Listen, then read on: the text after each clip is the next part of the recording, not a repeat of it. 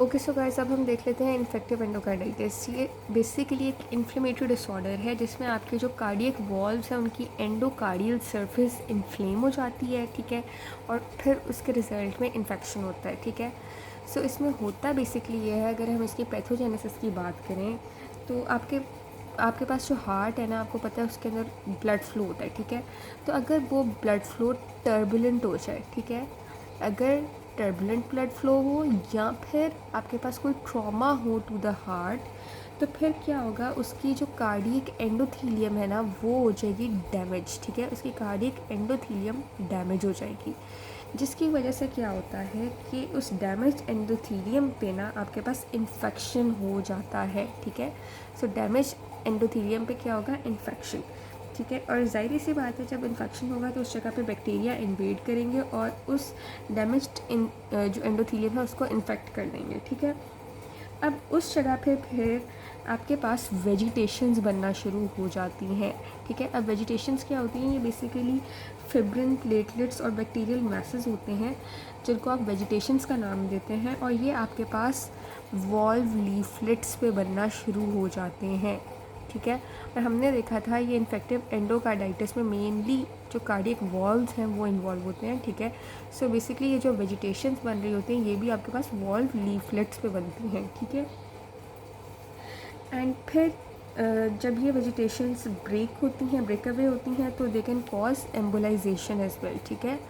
And this embolisation में cause splinter, haemorrhages, Roth spots, ठीक है, जो कि बेसिकली आप कह सकते हैं ये क्लिनिकल फीचर्स होते हैं, क्लिनिकल मैनिफेस्टेशंस होती हैं इस इन्फेक्टिव एंडोकार्डाइटिस की, ठीक है। अब हम देख लेते हैं कि इसकी इटियोलॉजी क्या है, ठीक है। So what is the aetiology of infective endocarditis. So इसमें मोस्टली आपके पास जो स्ट्रेप्टोकोकस विरिडेंस है वो इन्वॉल्व होता है इन 50% ऑफ द केसेस, ठीक है। और आपके पास जो स्टेफाइलोकोकस ऑरियस है, स्टैफ ऑरियस, और हमारे पास जो स्टैफ एपिडर्माइडिस है, ठीक है, ये दोनों 30% केसेस में देखे गए हैं, इनकी इन्वॉल्वमेंट 30% है। इसके अलावा फिर आपके पास जो एंटीरोकोकस होता है और एच इन्फ्लुएंज़ा है और हमारे पास जो सूडामोनास है, ये सब हमारे पास ऑलमोस्ट 20% केसेस में इन्वॉल्व होते हैं, ठीक है। सो ये कुछ बैक्टीरियाज़ हैं जो कि इन्फेक्टिव एंडोकार्डाइटिस कॉज करवाते हैं। अब हम देख लेते हैं कि कौन से माइक्रोब्स जो हैं उनकी क्या क्लिनिकल एसोसिएशन है या उनकी प्रीडिस्पोजिंग कंडीशंस क्या हैं, ठीक है। सो अगर हम बात कर लें, हमारे पास जो स्टैफ ऑरियस है, ठीक है, तो staph aureus basically prosthetic valves जो हैं उनमें देखा गया है, ठीक है। इसके अलावा इंट्रावेस्कुलर कैथेटर्स में देखा गया है, ठीक है, इसकी इन्वॉल्वमेंट, या फिर जो इम्प्लांटेड डिवाइसेस होती हैं उनमें देखा गया है, ठीक है, जिससे कि पेस मेकर्स हो गए, डिफिब्रिलेटर हो गया, ठीक है। इसके अलावा जो ड्रग इंजेक्शन वाले ड्रग यूज़र्स होते हैं उनमें भी स्टेफ ऑरियस जो है देखा गया है कि दे कैन कॉज इन्फेक्टिव एंडोकार्डाइटिस, ठीक है। फिर हमारे पास जो विरिडेंस ग्रुप है, विरिडेंस ग्रुप स्ट्रेप्टोकोकाई जो है, ये हमारे पास डेंटल प्रोसीजर्स वाले पेशेंट्स में मोस्टली जो है इन्वॉल्व होता है, ठीक है। और फिर जो रेस्पिरेटरी प्रोसीजर्स हैं उनमें भी विरिडेंस ग्रुप स्ट्रेप्टोकोकाई की इन्वॉल्वमेंट जो है वो देखी गई है, ठीक है। देन आपके पास जो कोएगुलेज नेगेटिव स्ट्रेप्टोकोकाई हैं, कोएगुलेज नेगेटिव स्ट्रेप्टोकोकाई हैं, ये बेसिकली इंट्रावेस्कुलर कैथेटर्स वाले पेशेंट्स में इनकी इन्वॉल्वमेंट देखी गई है, ठीक है, प्रोस्थेटिक वॉल्व्स वाले पेशेंट्स में, ठीक है, और आपके पास जो पेस मेकर्स और डिफिब्रिलेटर्स वाले पेशेंट्स हैं उनमें भी इनकी इन्वॉल्वमेंट देखी गई है, ठीक है। देन हमारे पास जो एंटीरोकोकाइस हैं, एंटीरोकोकाइस, ये आपके पास नोज़ोकोमियल जो यूटीआईज हैं, नोज़ोकोमियल यूटीआईज वाले पेशेंट्स में दे कैन कॉज इन्फेक्टिव एंडोकार्डाइटिस, ठीक है। उसके बाद स्ट्रेप्टोकोकस बोविस जो है, ये है हमारे पास कोलॉन कार्सिनोमा, ठीक है, कोलॉन कार्सिनोमा, और जो आपके पास इन्फ्लेमेटरी बाउल डिजीज़ के पेशेंट्स हैं उनमें देखा गया है। इसके अलावा जो फंजाइज हैं ये इम्यूनो कॉम्प्रोमाइज्ड पेशेंट्स में और जो आपके पास क्रॉनिक इंडिवेलिंग कैथेटर्स वाले पेशेंट्स होते हैं, ठीक है, और आपके पास जो प्रोलॉन्ग्ड एंटीबायोटिक थेरेपी पे जो पेशेंट्स होते हैं उनमें ये इन्फेक्टिव एंडोकार्डाइटिस कॉज करवाते हैं, ठीक है। सो ये मैंने आपको सारे माइक्रोब्स बताए और उनकी क्या क्लिनिकल एसोसिएशंस या प्रीडिस्पोजिंग कंडीशंस हो सकती हैं, ठीक है। अब हम देख लेते हैं कि इसके क्या क्लिनिकल फीचर्स होते हैं। बेसिकली इन्फेक्टिव एंडोकार्डाइटिस का जो पेशेंट है, अच्छा क्लिनिकल फीचर्स से पहले ना हम कुछ इसके रिस्क फैक्टर्स देख लेते हैं। सो अब हम देखते हैं इसके रिस्क फैक्टर्स। अच्छा, इसके रिस्क फैक्टर्स ये हैं कि अगर पुअर डेंटिशन है किसी पेशेंट की, या वो कोई कार्डियक कॉज के साथ है, लाइक किसी किस्म की उसको कंजेनिटल हार्ट डिजीज़ है, या अगर कोई इंट्रावेस्कुलर कैथेटर का केस है इन केस ऑफ हीमोडायलिसिस, ठीक है, या कोई आईवी ड्रग यूज़ है, ठीक है, तो उस केस में they are most prone to infective endocarditis, ठीक है। फिर हमारे पास अब हम देख लेते हैं कि क्लिनिकल फाइंडिंग्स या क्लिनिकल फीचर्स क्या हैं ऐसे पेशेंट्स में। तो क्लिनिकल फाइंडिंग्स ना ऐसे पेशेंट्स में होती है कि मोस्टली दे हैव फीवर, ठीक है, and fever is greater than 90% cases में आपको फीवर नज़र आता है, मतलब फीवर तो मोस्टली केसेस में होता है ऐसे पेशेंट्स में, ठीक है। देन हार्ट मर्मर भी आपको नज़र आएगा ऐसे पेशेंट्स में, ठीक है, और ये भी अबाउट 85% केसेस में आपको नज़र आता है, ठीक है। इसके अलावा पिटिकिया देखने को मिल सकते हैं, ठीक है, ये भी अबाउट 50% या लेस दैन 50% चलें कह लें केसेस में होते हैं पिटिकियाज, ठीक है। देन सब अंगल स्प्लिंटर हैमरेजेस, ठीक है, ये नज़र आते हैं ऐसे पेशेंट्स में, ठीक है। उसके अलावा ऑस्लर्स नोड्स बहुत प्रोमिनेंट फाइंडिंग होती है, जेनवे लेयंस होते हैं यहाँ पे ऐसे पेशेंट्स में, ठीक है। देन आपके पास न्यूरोलॉजिक फिनोमेना जो कि मोस्टली एम्बोलिक होता है, एम्बोलिज्म वाले फिनोमेना वो नज़र आते हैं, ठीक है, and this is seen in less than और इक्वल टू 40% केसेस। देन स्प्लीनोमेगेली देखने को मिल सकती है, ठीक है, एंड आपको यहाँ पे रॉट स्पॉट्स जो हैं वो देखने को मिलते हैं, दीज आर रेटिनल हैमरेजेस, और ये आपको लेस देन 5% केसेस में देखने को मिलते हैं, ठीक है। सो ये थे कुछ आपके पास क्लिनिकल फाइंडिंग्स, ठीक है, और उनकी थोड़ी बहुत फ्रिक्वेंसी जो है वो भी मैंने आपको परसेंटेज की फॉर्म में बता दी है। अब हम ना इसका जो एक क्राइटेरिया होता है, diagnostic criteria for infective endocarditis, वो देख लेते हैं, ठीक है। सो हमारे पास उस क्राइटेरिया का नाम है modified Duke's criteria, modified Duke's criteria, ठीक है। अच्छा, ये जो क्राइटेरिया है ना, basically this is diagnostic criteria. इसके कुछ मेजर क्राइटेरियाज हैं एंड कुछ माइनर क्राइटेरियाज हैं, ठीक है। इसके मेजर कुछ क्राइटेरियाज हैं, कुछ माइनर क्राइटेरियाज हैं, ठीक है। अब मेजर क्राइटेरिया में आपके पास सबसे पहले तो आ जाएगा कि अगर कोई पॉजिटिव ब्लड कल्चर है फॉर टिपिकल माइक्रो ऑर्गेनिज्म, जिसके अंदर आपके पास स्ट्रेप्टोकोकस विरिडेंस आ जाता है, ठीक है। इसके अलावा इसके अंदर आ जाएगा स्टैफ ऑरियस, ठीक है, एंड इसमें आ जाएगा आपके पास एंटीरोकोकस। अगर इनके लिए पॉजिटिव ब्लड कल्चर आपको मिल जाता है, so this is one of the major criteria, ठीक है। इसके अलावा अगर इकोकार्डियोग्राम पे आपको वेल्वुलर वेजिटेशंस नज़र आती हैं, ठीक है, हमने देखा था ना इसकी पैथोजेनेसिस में कि किस तरह से वेल्वुलर वेजिटेशंस बनती हैं। सो अगर वेल्वुलर वेजिटेशंस आपको नज़र आती हैं, again it is one of the major criteria, ठीक है। And less commonly new valvular regurgitation का केस भी इसमें आपको नज़र आ सकता है, लाइक अगर माइट्रल वॉल्व में रिगर्जिटेशन है तो सिस्टोलिक मर्मर होगा, एरोटिक वॉल्व में है तो डायस्टोलिक मर्मर होगा, ठीक है। ये भी आप मेजर क्राइटेरिया में ऐड अप कर सकते हैं। फिर माइनर क्राइटेरिया में आपके पास आ जाता है कि कोई प्री डिस्पोजिंग कार्डियक लीजन है, ठीक है, या आपके पास कोई इंट्रावीनस ड्रग यूज़ है, ठीक है, या आपके पास टेम्परेचर जो है it is greater than 38 degree Celsius, ठीक है, या कोई एम्बॉलिक फिनोमेना है, ठीक है। ये सारे जो माइनर क्राइटेरिया वाले ना, ये हमने चीज़ें देखी हैं more less in the clinical manifestations या clinical findings of infective endocarditis, अभी हम देख रहे थे थोड़ी देर पहले, ठीक है। इसके अलावा कोई इम्यूनोलॉजिक फिनोमेना अगर है तो वो भी माइनर क्राइटेरिया में आ सकता है, ठीक है। एंड जिसमें मोस्टली इम्यूनोलॉजिकल फिनोमेना में आपके पास ग्लोमेरुलोनेफ्राइटिस का केस होता है। इसके अलावा आपके पास अगर कोई पॉजिटिव ब्लड कल्चर है that is not meeting this one criteria, ठीक है, जो इस क्राइटेरिया के अलावा अगर कोई पॉजिटिव ब्लड कल्चर है तो वो भी माइनर क्राइटेरिया की तरफ इंडिकेट करता है, ठीक है।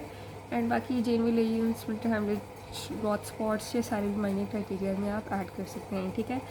अब किस तरह से आप इस मॉडिफाइड ड्यूक्स क्राइटेरिया के ज़रिए अपना डायग्नोसिस बनाते हैं, लाइक डेफिनेट अगर डायग्नोसिस आपने बनाना है ना, डेफिनेट इन्फेक्टिव एंडोकार्डाइटिस का डेफिनेट डायग्नोसिस बनाने के लिए आपके पास या तो 2 मेजर क्राइटेरियाज सिनेरियो में गिवन होंगे, ठीक है, या फिर आपके पास एक मेजर होना चाहिए एंड 3 माइनर क्राइटेरियाज होने चाहिए, ठीक है, फॉर डेफिनेटिव डायग्नोसिस। और पॉसिबल डायग्नोसिस तब होगा कि अगर सिनेरियो में आपके पास एक मेजर है और एक माइनर क्राइटेरिया है, ठीक है, या फिर अगर सिनेरियो में आपके पास 3 माइनर क्राइटेरियाज हैं, ठीक है, तो वो आपके पास पॉसिबल डायग्नोसिस होता है of infective endocarditis. Definitive diagnosis के लिए 2 मेजर क्राइटेरियाज होने चाहिए और या फिर आपके पास एक मेजर और 3 माइनर क्राइटेरियाज होने चाहिए। पॉसिबल जो आप कब कहेंगे कि there is a possibility of infective endocarditis अगर एक मेजर है और एक माइनर क्राइटेरिया है या फिर आपके पास 3 माइनर क्राइटेरियाज हैं, ठीक है। अब हम देख लेते हैं कि फ़िज़िकल एग्जामिनेशन पे आपको क्या नज़र आएगा, ठीक है। सो अब हम फिज़िकल एग्जामिनेशन देख लेते हैं ऑफ इन्फेक्टिव एंडोकार्डाइटिस, ठीक है। सो फिज़िकल एग्जामिनेशन पे जब आप स्किन को एग्जामिन करेंगे तो वहाँ पे आपको ऑस्लर्स नोड्स नजर आएंगे जो कि पीस साइज्ड पेनफुल नोड्यूल्स होती हैं आपकी फिंगर्स पे, ठीक है, फिंगर्स पे पीस साइज पेनफुल नोड्यूल्स होंगी, ठीक है। यहाँ आपको यहाँ पे सब अंगल हैमरेज नज़र आ सकते हैं, जेनवी लेजेंस नज़र आ सकती हैं। जेनवी लेजेंस बेसिकली ना फ्लैट पेडलेस हेमोरेजिक मैक्यूल्स होती हैं ऑन हैंड्स और फीट, ठीक है। इसके अलावा आपको पिटिकिया देखने को मिल सकते हैं ऑन स्किन। फिर अगर हम बात करें ऑक्यूलर फिज़िकल एग्जामिनेशन की, सो ऑक्यूलर एग्जामिनेशन पे आपको क्या नज़र आएगा कि रॉट स्पॉट्स नज़र आ सकते हैं। Basically these are retinal haemorrhages with clear centres, ठीक है। सो ये हो गई ऑक्यूलर एग्जामिनेशन की फाइंडिंग्स। फिर अगर हम कार्डियक एग्जामिनेशन की बात करें तो कार्डियक फिज़िकल एग्जामिनेशन पे आपको हार्ट मर्मर सुनाई दे सकते हैं, ठीक है। सो ये हो गई आपके पास कार्डियक फिज़िकल एग्जामिनेशन की फाइंडिंग्स। इसके बाद हमारे पास अगर जीआई की फ़िज़िकल एग्जामिनेशन की बात करें तो वहाँ पे आपको स्प्लीनोमेगेली, स्प्लीनिक इन्फाक्शन, स्प्लीनिक एब्सेस देखने को मिल सकती है, ठीक है। देन अगर न्यूरोलॉजिक फ़िज़िकल एग्जामिनेशन की बात करें तो यहाँ पे आपको symptoms related two stroke, meningitis, brain abscess या कोई माइकोटिक एनेरिज्म देखने को मिल सकता है, ठीक है। और इसके अलावा आपको क्लबिंग ऑफ फिंगर्स जो है वो अदर क्लिनिकल फाइंडिंग्स में देखने को मिल सकती हैं, ठीक है। अब किस तरह से आप लैब्स इमेजिंग या डायग्नोसिस करते हैं, क्या आप इन्वेस्टिगेशंस बेसिकली करते हैं। सो अब हम देख लेते हैं इसकी इन्वेस्टिगेशंस। इसमें आप सबसे पहले तो पॉजिटिव ब्लड कल्चर्स देखेंगे, ठीक है। उसके बाद आप क्या करेंगे कि आप यहाँ पे आपको पॉजिटिव ब्लड कल्चर्स के अलावा आपको यहाँ पे WBC का जो काउंट है ना वो इंक्रीज या रेज्ड नज़र आएगा, ठीक है। और नॉर्मल भी हो सकता है WBC का count in case of sub acute endocarditis, ठीक है, उस केस में it can be normal as well, ठीक है। देन आपको यहाँ पे ESR जो है वो रेज्ड मिलेगा, ठीक है। इसके अलावा आपके पास हिमेचूरिया या प्रोटीनूरिया भी देखने को मिल सकता है, ठीक है।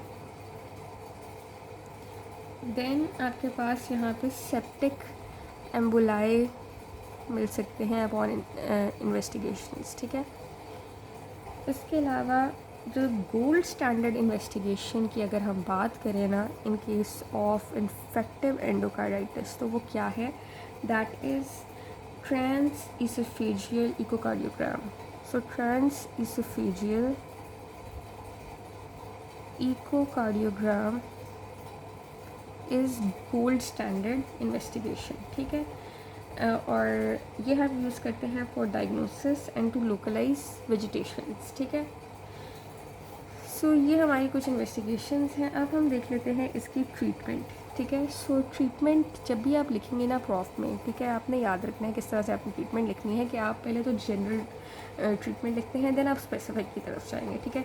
मतलब जनरल आप इस तरह से लिखेंगे कि आप कहेंगे कि हम पेशेंट को IV लाइन देंगे, न्यूट्रिशन देंगे, उसको फ्लूइड थेरेपी देंगे, एंटीबायोटिक्स दे देंगे, एनाल्जेसिक्स दे देंगे, देन आप इसकी स्पेसिफिक ट्रीटमेंट की तरफ आएंगे, ठीक है। स्पेसिफिक ट्रीटमेंट में आप क्या करते हैं, आप बेसिकली जो सोर्स ऑफ इन्फेक्शन है उसको रिमूव करेंगे, ठीक है। फिर आप एंटीबायोटिक्स देंगे, ठीक है। अब एंटीबायोटिक्स को याद करने के लिए ना आपके पास एक निमोनिक है जिसमें आपने याद करना है कि यहाँ पे परसिस्टेंट वेजिटेशंस होती है ना in case of infective endocarditis, ठीक है। परसिस्टेंट वेजिटेशंस होती हैं। सो यहाँ पे P आ रहा है परसिस्टेंट में और वेजिटेशंस में ये V है और फिर इसका ये G है वेजिटेशंस में, ठीक है। इससे आपने याद रखना है P for penicillin, V for vancomycin and G for gentamicin, ठीक है। अब मोस्टली हम जो देते हैं ना, this is empiric treatment for all the infective endocarditis cases, जिसमें पेंसिलिन, वेनकोमाइसिन एंड जेंटामाइसिन देते हैं, ठीक है। अब मोस्टली जो बेंजाइल पेंसिलिन है वो दी जाती है इन केस ऑफ पेंसिलिन, ठीक है। उसके 2 लाख इंटरनेशनल यूनिट्स पर kg दिए जाते हैं IV in 4 to 6 divided doses in 4 hours, ठीक है। और जो जेंटामाइसिन है that is 3 mg per kg per 24 hours, ठीक है। और if the patient is resistant to this major therapy then यानी पेंसिलिन और जेंटामाइसिन से अगर रेजिस्टेंट है फिर आप वेनकोमाइसिन की तरफ आएंगे और उसकी डोज होती है 40 mg per kg पर 24 आवर्स, ठीक है। सो इस तरह से आप पेशेंट को एम्पेरिक ट्रीटमेंट देते हैं, ठीक है, by this penicillin, vancomycin and gentamicin. लेकिन अगर जो है patient has specifically been infected by staphylococcus, ठीक है, कोई भी स्टेफाइलोकोकस की वजह से अगर द पेशेंट इज़ इन्फेक्टेड तो फिर आप वेनकोमाइसिन एंड जेंटामाइसिन दे देंगे। अगर स्ट्रेप्टोकोकस के साथ जो है इन्फेक्शन हुआ है तो फिर आप देंगे पेंसिलिन एंड जेंटामाइसिन, ठीक है। एंड सर्जिकल डिब्राइडमेंट आप कर सकते हैं इफ़ रिक्वायर्ड, ठीक है। सो सर्जिकल डिब्राइडमेंट भी करेंगे इफ़ रिक्वायर्ड। सो ये थी इसकी स्पेसिफिक ट्रीटमेंट, ठीक है। अब हम देख लेते हैं इसकी प्रोफाइलैक्सिस, ठीक है। सो प्रोफाइलैक्सिस अब देख लेते हैं। सो प्रोफाइलैक्सिस में हमारे पास जितने भी डेंटल या रेस्पिरेटरी प्रोसीजर्स हैं उस केस में हम ऑरल एमोक्सिसिलिन देंगे, ऑरल एमोक्सिसिलिन देंगे, ठीक है। इसके अलावा आप जो GI या जेनिटल यूरिनरी प्रोसीजर्स होते हैं ना उसमें आप ऑरल एमोक्सिसिलिन भी देते हैं या फिर आप इसके अलावा ऑरल एमोक्सिसिलिन के अलावा पार एंट्रल एम्पिसिलिन भी दे सकते हैं, ठीक है। और साथ में पारेंट्रल एम्पिसिलिन एंड जेंटामाइसिन देते हैं, ठीक है। सो अगर तो पेशेंट है डेंटल या रेस्पिरेटरी प्रोसीजर का तो आप ऑरल एमोक्सिसिलिन नहीं देंगे, ठीक है। लेकिन अगर वो GI या जेनिटल यूरिनरी प्रोसीजर का पेशेंट है तो फिर आप उसको ऑरल एमोक्सिसिलिन या फिर पारेंट्रल एम्पिसिलिन एंड जेंटामाइसिन दे देंगे एज प्रोफाइलैक्सिस, ठीक है। उसके बाद फिर हमारे पास अगर पेशेंट एलर्जिक है टू एम्पिसिलिन तो फिर आप उसको क्लिंडामाइसिन दे देते हैं फॉर प्रोफाइलैक्सिस, ठीक है। अब कॉम्प्लिकेशंस क्या आती हैं इसकी इन्फेक्टिव एंडोकार्डाइटिस की। So complications of infective endocarditis are congestive cardiac failure या फिर आपके पास कोई मायोकार्डियल एब्सेस बन सकता है, ठीक है। इसके अलावा आपके पास पल्मोनरी एम्बुलाई बन सकता है, ठीक है, या फिर आपके पास एन्यूरिज्म फॉर्मेशन होती है। सो ये सारे जो हैं दीज आर द कॉम्प्लिकेशंस, ठीक है। सो आई होप आपको इन्फेक्टिव एंडोकार्डाइटिस का टॉपिक क्लियर हो गया।